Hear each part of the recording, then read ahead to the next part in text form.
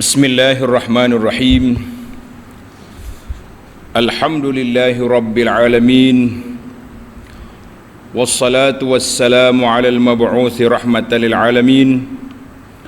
Nabiyyina wa habibina wa qudwatina Muhammad ibn Abdullah wa ala alihi wa sahbihi wa man sar ala nahjihi wa ihtada bihadihi wastanna bisunnati ila yaumiddin.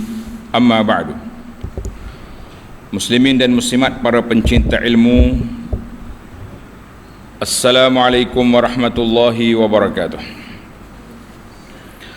Alhamdulillah, syukur kita kepada Allah Azza wa Jalla pada hari ini 23 Jun 2022 bersamaan dengan 23 Zulqa'dah 1443.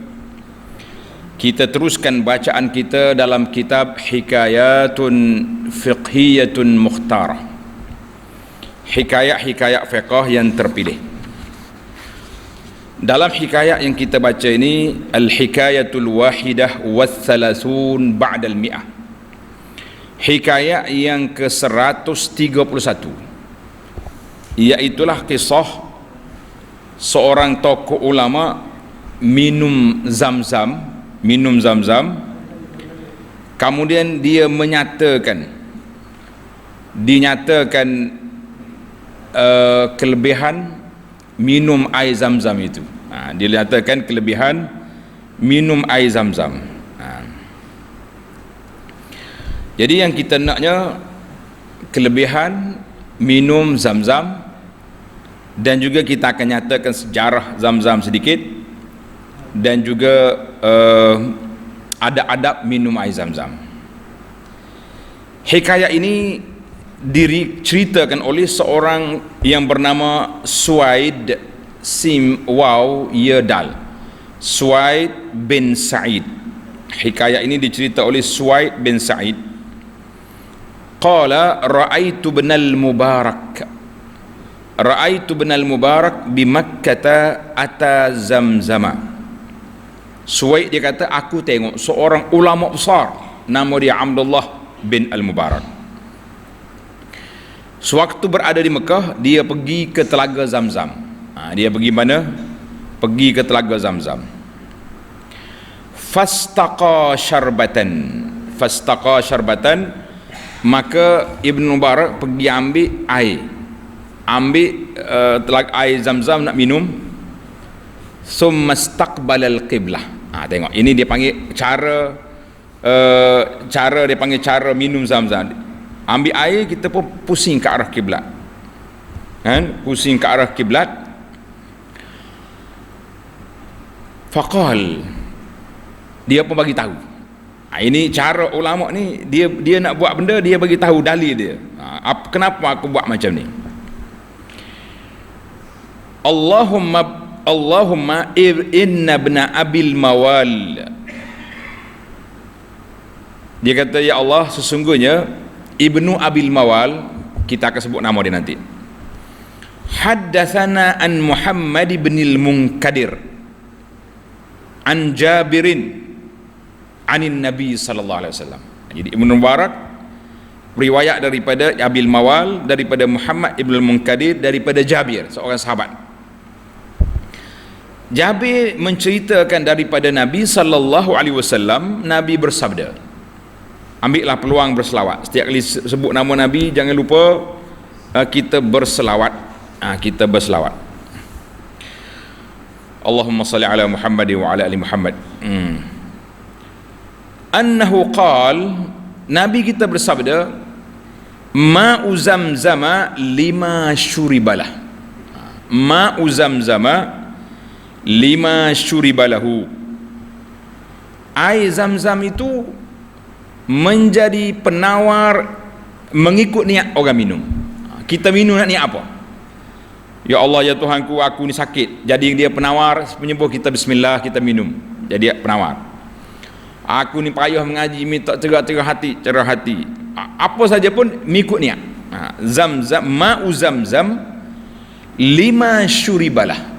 Air zam-zam itu mengikut niat peminumnya. Kita minum niat nak apa? InsyaAllah jadi.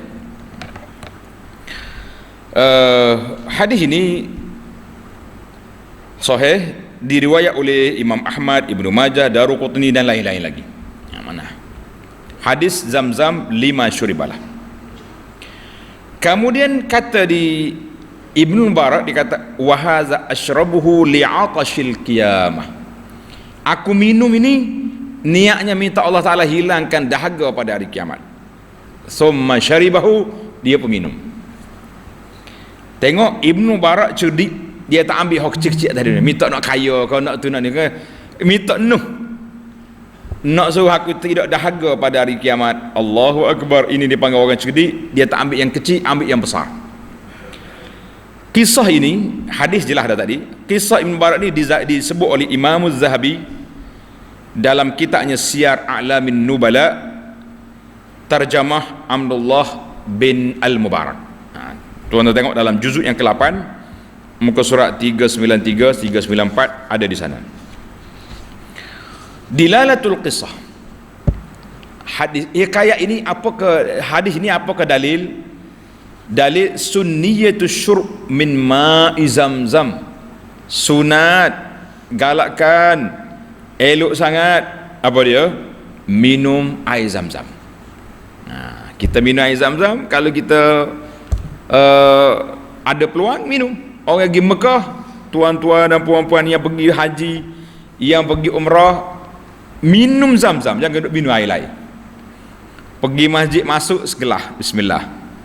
Nak keluar pula bagi segelah pula. Kalau boleh bawa plastik bekas pula, minum di bilik. Mana sepanjang 10 hari ni tuan-tuan yang pergi haji ni 45 hari duduk Mekah, jangan duduk kira lain. Kira dia Zamzam saja minum. Tak minum air lain pun tak apa. Balik rumah mahal 150 satu tong, bukan main-main. Minal mawdu'atil lati tusar, di antara tajuk-tajuk yang dibincangkan dalam hikayat ni ada 10 perkara. Yang pertama, periwayat kisah. Nama dia Suaid bin Sa'id bin Sahal bin Syahrayar. Al-Imamul Muhaddis As-Saduq, seorang tokoh imam ulama hadis yang saduq, yang benar. Syekhul Muhaddithin, ulama besar hadis. Abu Muhammad Al-Harawiyul Asl, Rahalun Jawalun. Dia punya gelar Rahal ni seorang pengembara. Maknanya biasanya ulama hadis ni kuat mengembara, nak cari hadis. Dia dengar hadis kat sana dia pergi, dengar hadis di sini dia pergi. Jawal, banyak jauh lah mana banyak pengembaraan dia tu. Orang yang kuat berjalan. Berjalan bukan kita hidup derak tak usah hidup selfie sana sini. Mereka mengembara mencari ilmu, mencari hadis. Sahibu hadisin, seorang yang pengumpul hadis, periwayat hadis, dan sangat mengambil berat tentang ilmu hadis. Dia kenali dengan juga nama Al-Ambari. Mana Bawa Ambari. Dia bertemu dengan kibar ulama hadis seperti Imam Malik, Hamad bin Zaid, Syurik Al-Qadi. Dia tulis dengan kaf sini, tak tahu. Biasanya kalau Qadi ni Syurih, wallahu alam. Wa Fudail bin Iyad, dan di antara murid yang meriwayat daripada dia Imam Muslim, Ibnu Majah, Abu Zur'ah, Baqiyu bin Makhlad, dan Abdullah bin Ahmad bin Hanbal.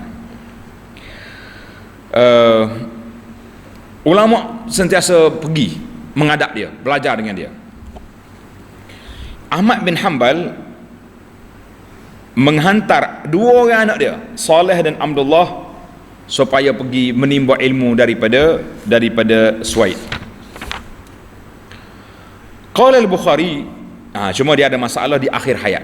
Imam Bukhari kata apa? Kana qad amiya, di akhir hayat dia buta mata.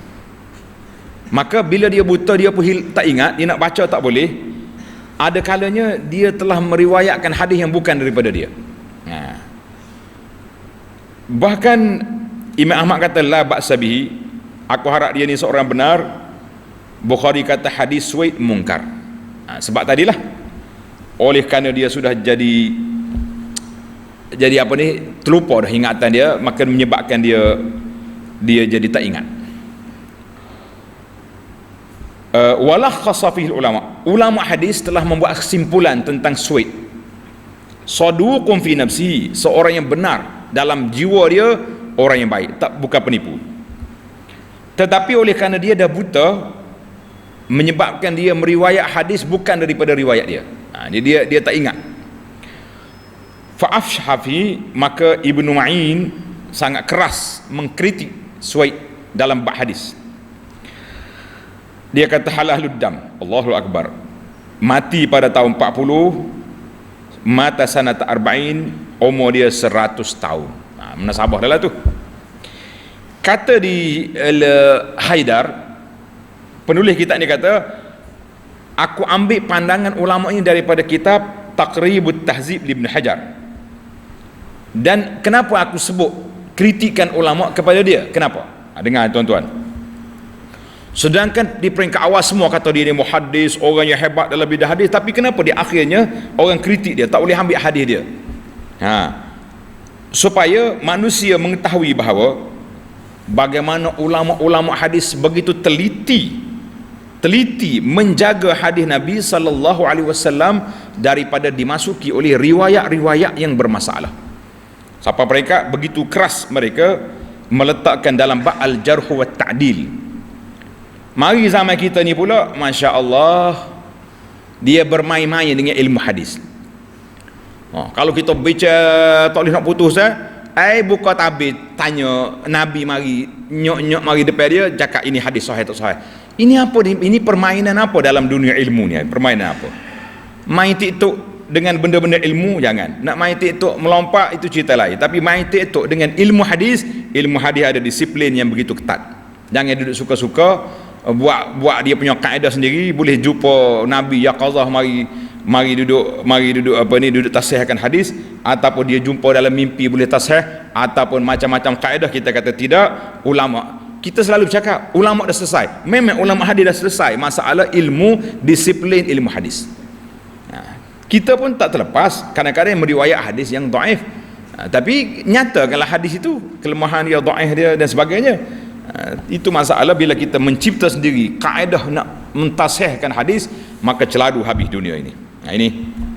Ini dia punya penilaian ulama tentang Suwaid bin Sa'id rahimahullahu ta'ala. Kita kenal lagi tuan kisah ini. Siapa dia? Abdullah bin Al-Mubarak.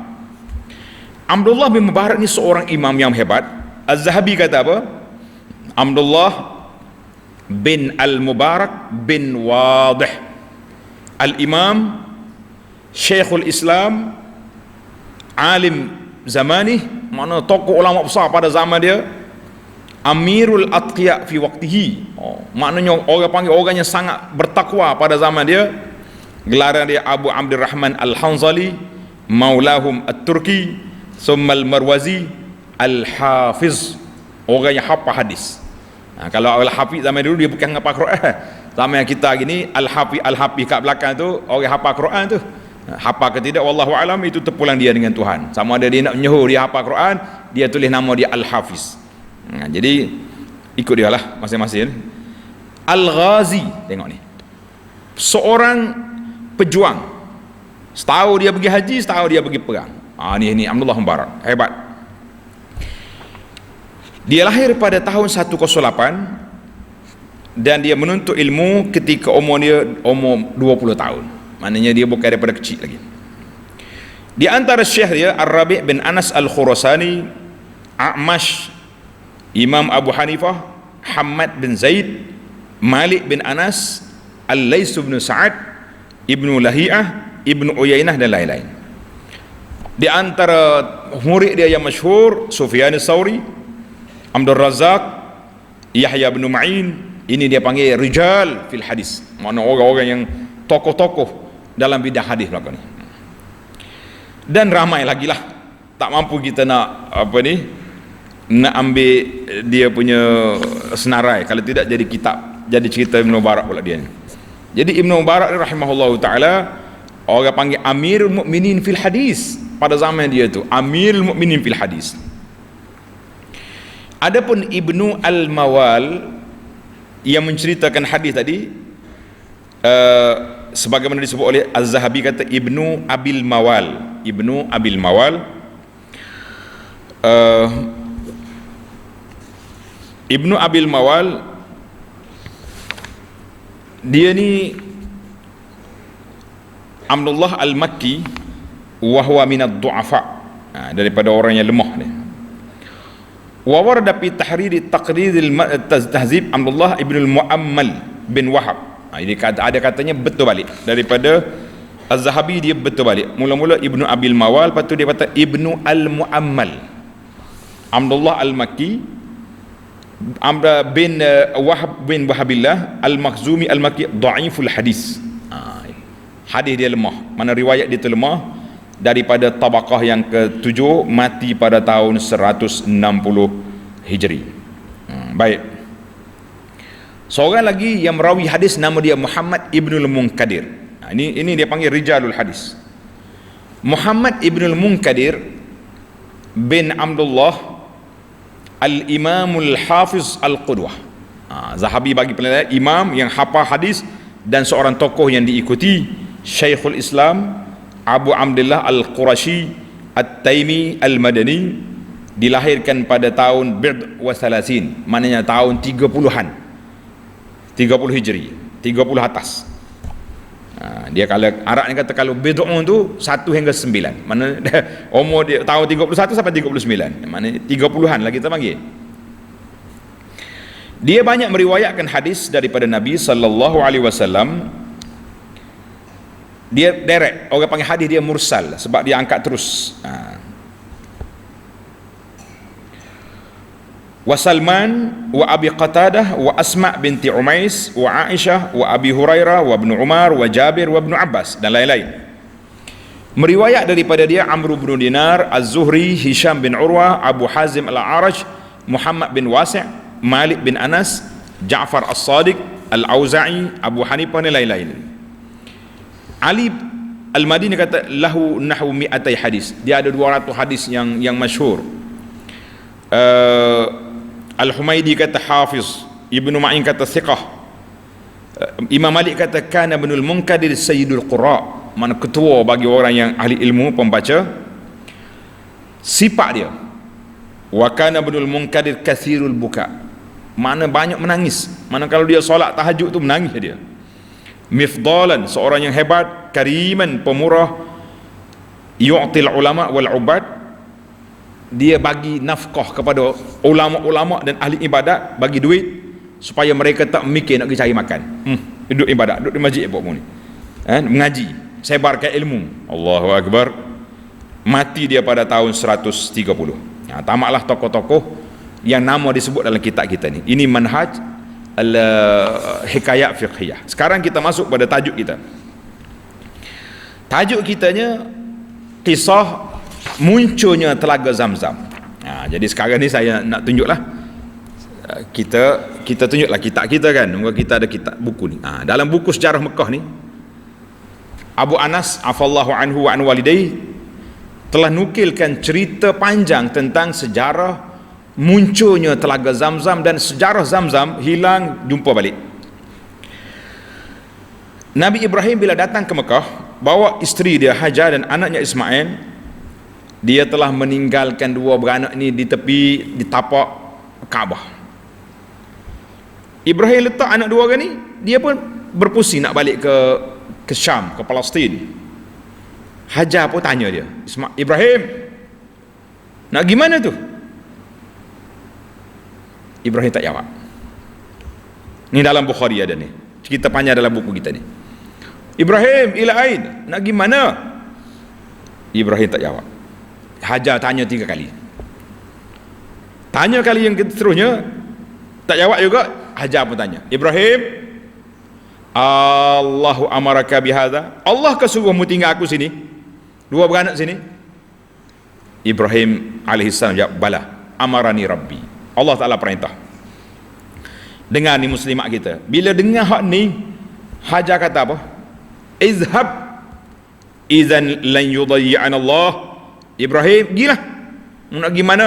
Allah Ta'ala akan jaga kami berdua. Mana ada orang tawakal tinggi macam ni, kan? Tawakalnya tinggi seperti itu, sanggup dia ditinggalkan tak apa, kerana Allah perintah. Bila duduk tak ada air bekalan sudah habis. Hajar mencari air. Kita cerita dari siri lepas bagaimana Hajar berlari di antara Safa dengan Marwah. Tiba-tiba bila 7 kali pusingan, dia terdengar suara bunyi. Hai. Hajar kata, apa ni? Siapa kamu? Kalau kamu orang baik, bantu kami. Dia tengok-tengok, Jibril rupanya datang. Yang suara tadi bunyi, malaikat Jibril datang. Ada riwayat kata Jibril tekan dengan tumit dia. Tep. Ada kata dia cocok dengan sayap. Wallahu alam. Bi'aqibihi au bijanahi. Bila dia cocok itu, keluar air Zam-Zam, keluar daripada bumi. Ajar apa pergi cari cepat-cepat. Zam-Zam. Mana dia buat batas cepat, buat batas, takut air mengalir jauh. Mana sehingga Nabi sebut dalam hadis ni, Nabi kata apa? Yarhamullahu umma Ismail. Allah Ta'ala lah bagi rahmat pada mak Ismail. Lau tarakat Zam-Zam. Kalau dia biar, dia tahu batas, jadilah Zam-Zam tu macam satu mata air yang mengalir di Mekah itu. Tapi Allah Ta'ala takdir Zam-Zam menjadi telaga, dia bukan jadi sungai. Zam-Zam jadi telaga, dia tak jadi sungai. Alhamdulillah, selesai masalah. Jadi bila ada air, mari kabilah Jurhum.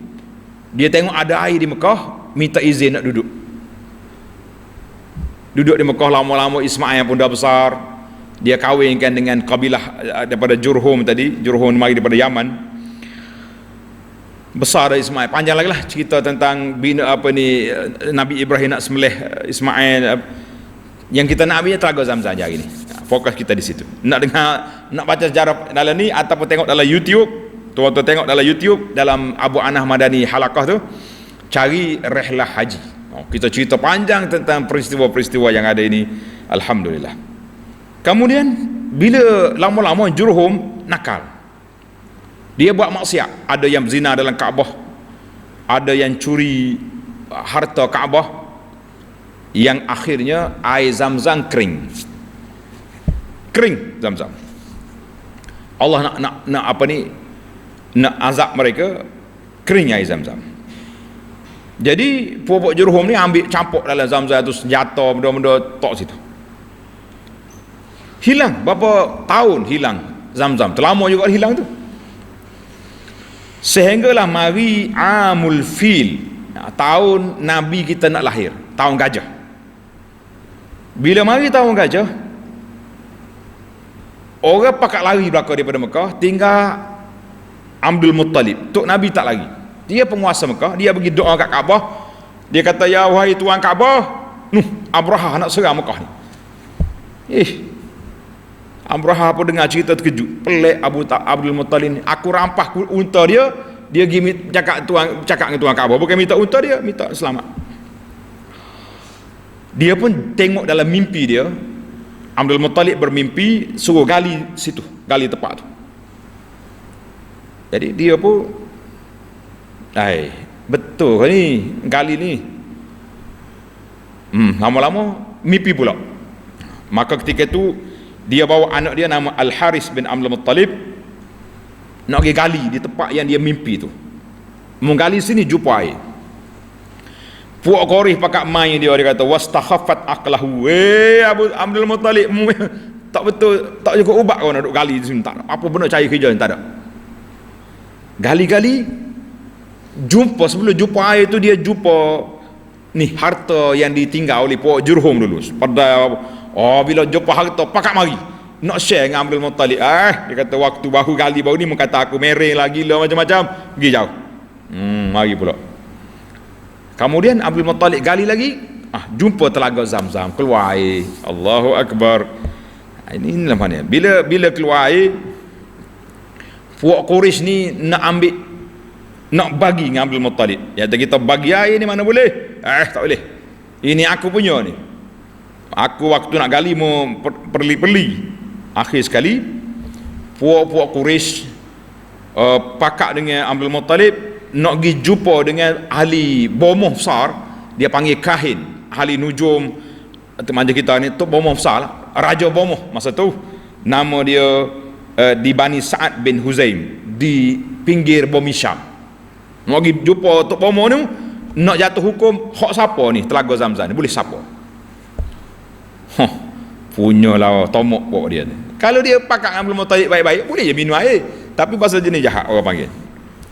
Siapa dalam perjalanan nak pergi, bekalan air mereka habis, putus bekalan air. Sudah. Abdul Muttalib kata gini ya. Setiap kita ni, kita gali lubang.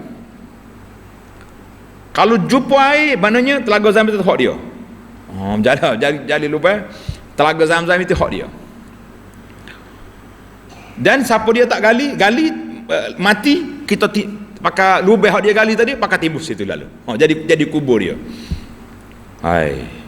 Pur dia kata, pelik ni. Apa cakap macam ni? Mari kita pergi terus keluar daripada kawasan ni, boleh jadi jumpa air tengah jalan.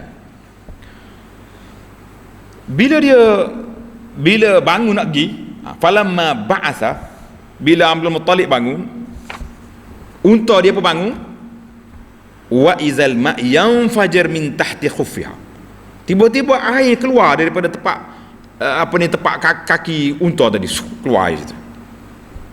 Pakat minum air, semua setuju, balik. Telaga itu memang hak Abdul Muttalib. Cerita ni jarang kita dengar, dan yang dalam Bukhari tak ada ni. Ini mukhtasarah. Cerita ini riwayat daripada beberapa riwayat dalam Tarikh Mekah lil Azraqi. Kata di Haidar, dia kutip di sana, ana pun kata wallahu alam, dalam buku saya sebut yang ada dalam Bukhari yang sahih. Wallahu alam. Baik. Isu yang keenam, kelebihan air Zamzam. Ini jelas. Air Zamzam dia apa? Air yang diberkati oleh Allah Azza wa Jalla, menghilangkan dahaga dan mengenyangkan. Dia bukan sakat dah hilang dahaga, dia boleh mengenyangkan. Kalau tak ada benda lain, kita minum Zamzam boleh kenyang. Mana cerita? Nak dengar cerita? Hadis yang diriwayat oleh Abu Zar radhiyallahu anhu, qala sallallahu alaihi wasallam, innaha mubarakatun. Air Zamzam ni air yang diberkati. Innaha ta'amu tu'min. Ta'amu tu'min mana? Makanan bagi orang yang makan. Mana kalau kita lapar, kita niat makan, jadi nasi, jadi roti, ni atas niat. Hadis ini sahih dalam Muslim. Ada riwayat kata wa shifa'u suqmin. Ini yang dalam Muslim takat tu. Dalam riwayat Bazar ada tambahan wa shifa'u suqmin. Mubarakah, ta'amu tu'min, shifa'u suqmin. Makanan yang mengenyangkan dan penyembuh bagi segala penyakit. Allah. Itu juga kata di Munziri, isnaduhu sahih, tambahan itu. Jadi yang kedua, hadis Ibnu Abbas radhiyallahu anhu, sabda Nabi sallallahu alaihi wasallam, khairu ma'in ala wajhil ardi, sebaik-baik air yang ada atas muka bumi ini, ma'u Zamzam fihi ta'amut tu'min wa shifa'us suqmin. Jadi riwayat yang kedua pun sama juga. Maknanya menjadi makanan yang mengenyangkan dan juga penyembuh bagi penyakit. Penyembuh bagi penyakit. Alhamdulillah, ramai orang yang telah mencuba telak air Zamzam dengan penuh keyakinan, sembuh dia punya penyakit. Alhamdulillah. Hadis ini rawahu Tabarani dan lain-lain. Yang ketiga, cerita Abu Zar ketika dia datang ke Mekah. Ini cerita Abu Zar ni tuan-tuan boleh jumpa dalam ni. Abu Zar ni sebelum dia masuk Islam, dia masih lagi musyrik. Dia dengan Nabi kita muncul di Mekah, dia pun mari Mekah. Tapi dia tak jumpa siapa-siapa. Dia duduk di Masjid Haram sebulan. Selepas pada sebulan, baru dia jumpa Nabi. Dia siasat dulu. Tak gopoh dia. Siasat, tengok Nabi buat apa, ajaran yang dia ajar, tanya orang, dia puas hati, baru dia masuk Islam. Bila masuk Islam, dia pergi jumpa Nabi sallallahu alaihi wasallam. Nabi tanya, mari bila lagi? Dia kata sebulan Rasulullah. Sebulan dah aku mari sini. Dia kata apa? Fa'ataitu Zamzam. Aku mari ke Mekah, aku pergi Zamzam, farasaltu anid dima, aku basuh apa-apa darah-darah yang ada, wa syaribtu min ma'iha, aku minum air Zamzam, wa qallabistu ya ibn akhi 30. Aku duduk di Mekah ni 30 malam. 30 malam, 30 hari 30 malam. Aku tak ada makanan illa ma'u Zamzam. Aku minum air Zamzam je, makan minum Zamzam. fasamintu, aku sekarang ni gemuk, hatta takassarat ukanu batni, belipak dah dia punya, orang panggil kulit perut dia tu. Dia kulit perut dia dulu orang panggil naik. Allahu akbar. Minas siman, dia kata daripada gemuk. Maka apa ni, wama wajadtu ala kabidi sukhfata ju', aku tak pernah rasa lapar. Sebulan minum air zam-zam saja tak pernah rasa lapar. Masya-Allah. Hadis ini dalam Muslim, hadis panjang. Yang ketiga, yang keempat, hadis yang kita baca di awal tadi, hadis Jabir, ma'u zamzam lima syuribalah. Air zam-zam itu mengikut niat peminumnya. Niat apa minum. Hadis ini sahih. Allahu akbar. Alhamdulillah, itu kelebihan air zam-zam. Tuan-tuan bacalah, ana satu buku yang ana rojokkan saya, kitab ni dikumpul oleh Syekh Said, nama dia Said Bagdash. Ada seorang duduk di Madinah sekarang. Waktu ana pergi umrah ke haji dulu belum PKP, alhamdulillah kami bertemu dengan penulis kitab tu, Said Bagdash. Kita jumpa di Madinah, alhamdulillah. Kitab dia menarik, comel. Dia kumpul semua tentang air zam-zam, dia kumpul tentang Hajar Aswad dan banyak lagi lah cerita-cerita yang ada. Alhamdulillah. Baik, kita pergi kepada kisah Abdullah bin Al-Mubarak. Abdullah Mubarak wa awil min fil hadis ya'ti bi'ra Zamzam, dia mari dekat telaga Zamzam, dia pun pergi minum air. Bila mangkuk air Zamzam ada di tangan dia berhenti. Wa dzakara hadis Fatma Zamzam, dia mula meriwayatkan hadis kelebihan air Zamzam. Dia riwayat dengan sanad dia yang bersambung daripada dia kepada Nabi sallallahu alaihi wasallam.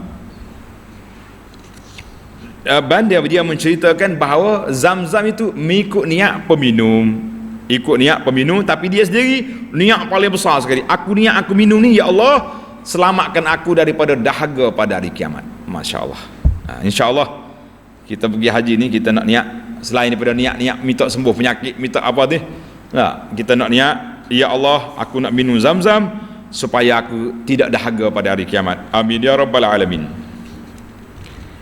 Sikap Ibn Mubarak ini menunjukkan bahawa mulianya cara ulama hadis dalam menyampaikan riwayat.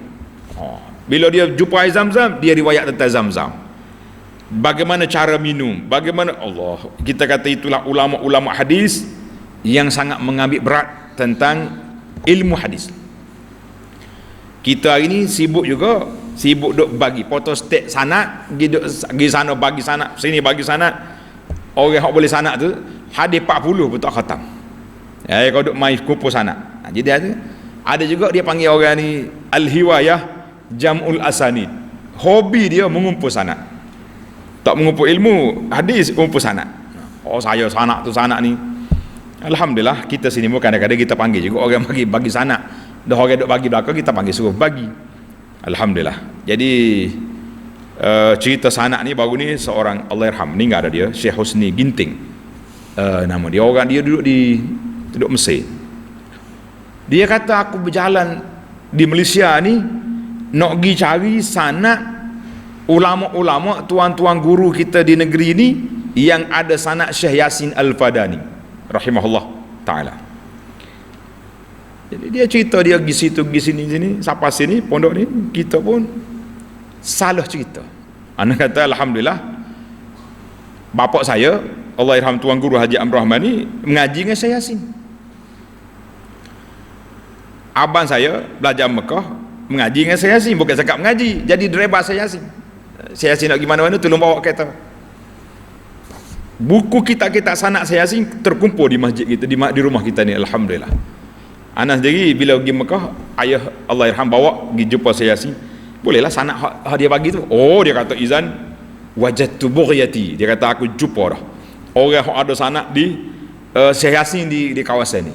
Dia apa suruh tu kita bacalah cerita dia. Yang pentingnya ulama hadis yang betul-betul ni, dia duk sibuk bukan duk bagi sanad, dia duk sibuk menyampaikan hadis dan bagaimana beramal dengan hadis, bagaimana menggalakkan orang supaya ikut sunnah Nabi sallallahu alaihi wasallam. Tengok cara dia nak minum, dia berhenti dulu, ngadak ke arah kiblat, cerita tentang kelebihan yang ada. Itu sepatutnya kita begitulah. Barulah kita jadi orang tu ni tidak ni memperlekehkan ilmu hadis pula. Tak apa kalau hadis dalam kitab Bukhari ke apa sahih tak sahih, itu semua tu dia panggil hak manusia biasa je, tapi hak guru kami direct Nabi mari ajar selalu. Hadis ni sahih tak sahih, Rasulullah boleh keluar daripada kubur, mari yaqazah cakap hadis ni sahih. Ini apa cerita kita? Sebab itulah orang panggil penglipu lara, mengajar cerita hadis tapi jadi penglipu lara, sebab cerita yang pelik-pelik. Kita tahu ada benda yang karamah para wali ada, tapi biar orang dengar tu tidak menimbulkan fitnah lah. Orang dengar tu tak menimbulkan fitnah. Orang ni 30 tahun semaya semaya subuh dengan wudu maya isya, tak kecil apa malam-malam. Kita kata benda tu tak mustahil berlaku, tapi cakap biar tengok kiri kanan lah, kata orang. Orang ni semaya 1000 rakaat satu malam, benda tak mustahil, tapi kira dengan waktu yang ada. Jadi kita, dia kata dia berkat, ya berkat kita tak nafi. Pasal itulah Nabi tak ada ribu-ribu, dia solat sikit ya. Nabi Aisyah kata 11 rakaat yang Nabi solat, tapi jangan main satu rakaat berapa surah dia baca, daripada Baqarah, Ali Imran, surah. Jadi tidak sibuk membilangi rakaat. Kalau kita nak sibuk bilang rakaat pula, kita boleh tanya siapa dia, dia kira rakaat dia tu siapa 1000, siapa dia tu suka kira. Dia sendiri tak mungkin. Ulama al-abid duk cerita pada orang semalam aku semaya 100 rakaat. Ini ahli Facebook duk cerita kau orang ni, duk cerita ibadat dia kau orang ni, bukannya ulama-ulama. Balik kita kepada cerita Zamzam, nanti tak habis cerita pula. Yang ke-8, min adabi syub, di antara adab-adab minum air Zamzam. Adab minum air Zamzam, alhamdulillah saya sudah tulis kepada para jemaah sekalian di dalam buku kita ni. Tengok muka surah 60. Adab minum Zamzam. Ni kelebihan Zamzam ni banyak. Dia punya adab-adab lagi tu.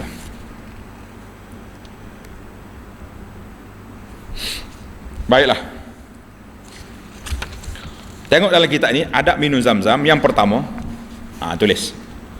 Yang pertama, kita menghadap ke arah kiblat. Tak apalah kita ambil air tong pusing mana pun, sudah ambil air pegang di lengan, pusing ke arah kiblat. Satu. Yang kedua, minum dengan 3 kali nafas. Yang ada buku ni, versi ni muka surat 60. Minum 3 kali nafas, iaitu dengan 3 kali teguk. Bismillah, berhenti. Lepas tu minum pula 3 kali. Jangan duk main macam utar lapar, minum gok bakar. Tak tadi. Yang ketiga, membaca bismillah setiap kali minum. Biasa kita bismillah mula-mula ya.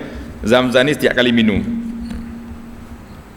Yang keempat, memuji Allah dengan menyebut alhamdulillah setiap nafas. Yang kelima, minum dengan tangan kanan, kerana Rasulullah sallallahu alaihi wasallam mengarahkan agar kita menggunakan tangan kanan ketika makan, minum, serta melarang daripada makan minum dengan menggunakan tangan kiri, kerana syaitan minum dengan tangan kiri. Minum air Zamzam, niat nak baik tapi takut tangan kiri lah, salah etika, salah dia punya format. Berapa dah kita tadi?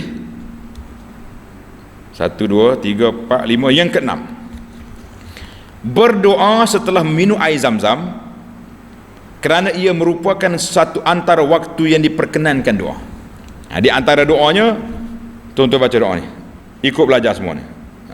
Doa daripada Ibnu Abbas yang diriwayat oleh Imamul Al-Faqihi dalam kitabnya Akhbar Makkah bisanadin Hasan. Ibnu Abbas ni bila dia minum Zamzam, dia baca doa ni, ikut. Allahumma inni as'aluka ilman nafi'a wa rizqan wasi'a wa shifaan min kulli da'. Untuk maklumat para pelajar, saya dah tegur dah Telaga Biru ni, penerbit ni, Doa ni dia tukar, dia doa waktu pagi ni. Doa yang dalam buku ni doa pagi. Wa amalan mutaqabbalan, tak? Allahumma inni as'aluka ilman nafi'a wa rizqan wa shifaan min kulli da. Tukar itu. Wa shifaan min kulli da, maknanya penyembuh daripada segala penyakit. Kita minta 3, ilmu yang bermanfaat, rezeki yang halal, yang luas, yang baik, dan penyembuh daripada segala penyakit. Terjemah yang betul. Matan salah, tak apa, nanti dibagi. Baik, saya ulang balik semula. Doa selepas minum Zam-Zam daripada Ibnu Abbas radhiyallahu anhuma, Allahumma inni as'aluka ilman nafi'a wa rizqan wasi'a wa shifaan min kulli da'. Alhamdulillah, ini di antara adab. Kemudian yang seterusnya kita kena yakin. Tulis, yakin bahawa apa yang Nabi sebut itu benar. Zam-Zam lima syuribalahu. Kalau kata air Zam-Zam serupa dengan air mineral ya, apa tu tak usah minum, buat mandi 3 tahun pun tak jadi, sebab dia minum tak yakin. Kita kena ada keyakinan. Kita kena yakin bahawa dia insya-Allah ada manfaatnya, keberkatan dia yang Allah Taala anugerahkan kepada Zam-Zam. Dan kita banyaklah berdoa dengan doa-doa yang lain. Yang tadi doa Ibnu Abbas, kalau nak doa lain pun tak apalah. Kita doa untuk kebaikan dunia, kebaikan akhirat, kan, supaya Allah Taala beri. Cuma timbul lagi soalan, adakah minum air Zam-Zam disunatkan sambil berdiri atau duduk? Ingat ni, minum air Zam-Zam sunat berdiri ke sambil duduk? Ulama mazhab Hanafi mengatakan bahawa sunat minum air Zam-Zam sambil berdiri, berdasarkan hadis yang sahih daripada Ibnu Abbas bahawa beliau berkata, saqaitu Rasulullah sallallahu alaihi wasallam min Zam-Zam fashariba wa huwa qa'im. Ibnu Abbas kata, aku beri minum pada Nabi air Zam-Zam, Nabi minum dalam keadaan dia berdiri, dia tak duduk. Itulah setengah mazhab baca Hanafi kata sunat berdiri. Ulama mazhab Maliki, Hambali mengatakan bahawa harus minum air Zam-Zam sambil berdiri berdasarkan hadis di atas. Ulama mazhab Syafi'i mengatakan sunat meminum air Zam-Zam sambil duduk dan makruh meminumnya sambil berdiri kecuali uzur. Manakala tak ada uzur, duduk Dalil mereka, Nabi sallallahu larang daripada Anas, Nabi kita larang, annan nabiyya sallallahu zajara an syurbi qa'iman. Nabi kita larang daripada berdiri sambil minum sambil berdiri. Tak kira Zam-Zam tak Zam-Zam, hadis ni umum. Hadis ni umum dalam Muslim. Mereka menetapkan hukum makruh yang bukan haram kerana Rasulullah pernah minum air Zam-Zam sambil berdiri. Jadi Rasulullah buat itu menunjukkan harus. Manakala kita nak minum berdiri pun boleh, tapi tidak jadi sunat sebagaimana yang dikatakan oleh mazhab Hanafi. Wallahu alam. Ini khilaf ulama dalam masalah ini. Nak buat mandi boleh? Boleh. Buat wuduk boleh. Kalau kita duduk dalam masjid haram contohnya, tak batal wuduk, nak keluar jauh, boleh je kita pergi ambil wuduk dengan air Zam-Zam. Cuma ada orang tanya, buat basuh apa ni, istinja, tu agak berat sikit lah, kan? Air yang begitu baik, cari air lain lah. Kenapa nak istinja dengan air Zam-Zam? Baiklah para jemaah sekalian, yang ke-9, yustahabbu lil muslim an yatadalla'a min ma'i Zam-Zam. Sunat kita minum banyak air Zam-Zam. Selagi ada peluang minum, ada peluang minum. Sebab apa ada peluang kena minum? Sebab Nabi sallallahu alaihi wasallam beritahu dalam hadis yang jelas. Nabi kata apa? Hadis Ibnu Abbas, seorang laki-laki mari jumpa Ibnu Abbas. Ibnu Abbas tanya, kata, min aina ji'ta? Memari mana? Awak mari dari mana? Dia kata, syaribtu min ma'i Zam-Zam. Oh, saya baru minum air Zam-Zam tadi. Qala Ibn Abbas, asyaribta minha kama yanbaghi? Mau minum dengan adat dia ke? Dengan SOP dia? Kau minum pakai begitu ya? Laki-laki tanya, wa kaifa zaka ya Ibn Abbas? Bagaimana cara minum yang betul? Adat dia. qala iza syaribta min fastaqbil qiblah, bila kamu minum menghadap kiblat, sebut nama Allah, bernapah 3 kali, jangan bernapah dalam air, mana berhenti 3 kali, wa tadalla'. Tadalla' tu mana kenalah kamu banyak minum air Zam-Zam kan. Kemudian mengucap alhamdulillah. Fa inna Rasulullah sallallahu alaihi wasallam qal, aku dengar Rasulullah bersabda, Nabi kata apa, ayatun bainana wa bainal munafiqin, beza di antara kita dengan orang munafik, annahum la yatadalla'una min Zam-Zam, puak munafik dia tak suka minum Zam-Zam, dia kata tak sedap kan. Zam-Zam ni kalau kita betul ori tu kita rasa payau sikit tak, rasa tak apa sedap, jadi tak sedap tu kan. Dia orang munafik dia tak suka. Kita orang mukmin ni kita suka sebab ada kelebihan yang tersendiri. Jadi kita kena bina at-tadallu' mimma Zam-Zam. Banyak minum air Zam-Zam tu tanda itu orang yang beriman, insya-Allah. Tanda iman lagi. Baiklah, yang terakhir, yang ke-10, dalam buku kita ni muka surat 62 dalam buku ni, kebenaran membawa air Zam-Zam keluar dari tanah haram. Zam-Zam ni tanah haram, boleh tak kita keluarkan dia daripada tanah haram? Macam batu-batu tu tak boleh keluar, air boleh. Jawab dianya, la ba'sa, tidak ada halangan untuk kita keluar daripada Mekah. Air Zam-Zam boleh balik sini. Mana dalil? Dalilnya hadis Aisyah radhiyallahu anha, annaha kanat tahmilu min ma'i Zam-Zam. Aisyah bila dia pergi Mekah dia balik air Zam-Zam. Wa tukhbiru anna Rasulullah sallallahu kana yahmiluhu. Aisyah kata Nabi sallallahu alaihi juga bawa balik air Zam-Zam. Satu, hadis ni dalam riwayat Tirmizi. Dalam riwayat lain diriwayatkan bahawa Nabi sallallahu pernah mengutus sepucuk surat kepada Suhail bin Amru. Nabi kata, in ja'aka kitabi lailan fala tusbihanna. Kalau surat aku sampai waktu malam, jangan tunggu esok. Kalau sampai siang, jangan tunggu malam. Hatta tab'as ilayya ma min Zam-Zam, sehingga mu hantar mari air Zam-Zam kepada aku. Hantar air Zam-Zam kepada aku. Hadis ini riwayat Abdul Razak dalam Musannaf, Al-Faqih dalam Akhbar Mekah dengan sanad yang hasan, alhamdulillah. Jadi Aisyah pernah bawa air Zam-Zam dalam bekas. Dia juga beritahu Nabi kita bawa air Zam-Zam. Para ulama berkata sebab dibolehkan untuk mengeluarkan air Zam-Zam dari tanah haram ialah kerana air Zam-Zam akan bertambah dan tidak berkurang. Jadi air Zam-Zam kalau kita bawa balik, dia naik balik. Sebaliknya tanah dan batu tidak boleh dikeluarkan menurut mazhab Syafi'i kerana dia tidak bertambah. Itu beza di antara batu dengan air. Air dia naik balik, dia tambah balik. Tapi batu kalau kita balik kuranglah. Batu tanah haram. Habislah setakat itu. Tamaklah kita cerita Zam-Zam dalam siri ini. InsyaAllah tuan-tuan boleh cari buku ni. Dan bagi orang nak pergi Mekah, jangan lupa kembar dia, nama dia Madinah Munawwarah, kelebihan dan sejarah. Dua buku ni kena ada kan, untuk bekalan kita dapat maklumat. InsyaAllah mungkin ada 1, 2, 3 maklumat yang tak apa tepat, tapi InsyaAllah banyak yang tepat lah. Kita dah adalah 1, 2 yang tidak begitu tepat. InsyaAllah kita akan sambung lagi hikayat kita yang ke-132 dalam siri yang akan datang. Subhanakallahumma wa bihamdika asyhadu an la ilaha illa anta astaghfiruka wa atubu ilaik.